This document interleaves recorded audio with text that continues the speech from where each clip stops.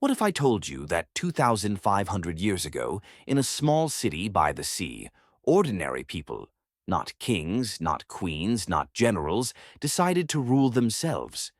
That moment gave birth to something we still fight for today: democracy.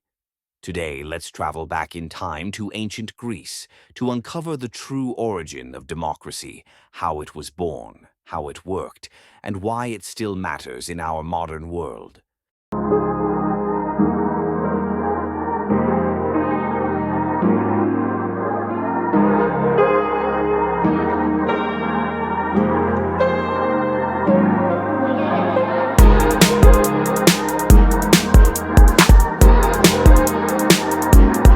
Imagine Athens, around the 5th century BCE.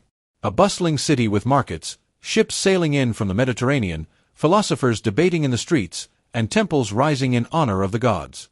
But behind all this beauty was a burning question. Who should have power? Kings had ruled. Tyrants had taken over. Aristocrats, the rich, controlled land and decisions. But the ordinary people, the demos, wanted a voice. This is where Cleisthenes, often called the father of democracy, comes in. Around 508 BCE, he introduced radical reforms. Power would no longer rest in the hands of one person or a small elite. Instead, the people would govern themselves. So how did this new system work? Citizens, free men over 18, could gather in an assembly called the ecclesia. Here, they debated and voted on war, laws, taxes, and policies. Every voice mattered, and the majority ruled. This was direct democracy, not like today's representative democracy where we vote for leaders. Back then, the citizens themselves made the decisions. Even leadership was unique. Instead of elections that could be corrupted, many officials were chosen by lottery. Imagine pulling names from a pot to run the government. It was believed this gave everyone an equal chance. But democracy in Athens was not perfect. Women could not vote. Slaves were excluded. Foreigners had no say. Only about 10 to 15% of the population were considered citizens. Still, it was revolutionary. Power had shifted from the few to the many.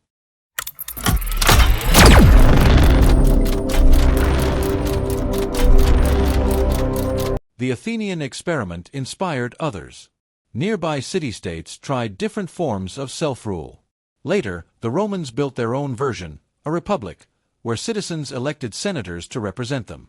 This was more like today's representative democracy. But after Rome fell, democracy seemed to disappear for centuries as kings and emperors ruled Europe. It wasn't until the Enlightenment era, in the 1600s and 1700s, that thinkers like John Locke, Montesquieu, and Rousseau revived the idea.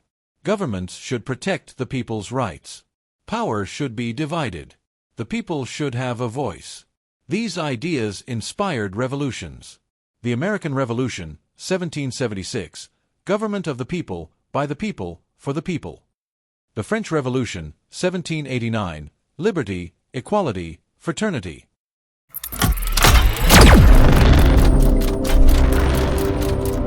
From Athens to today, democracy has grown far beyond what Cleisthenes could imagine.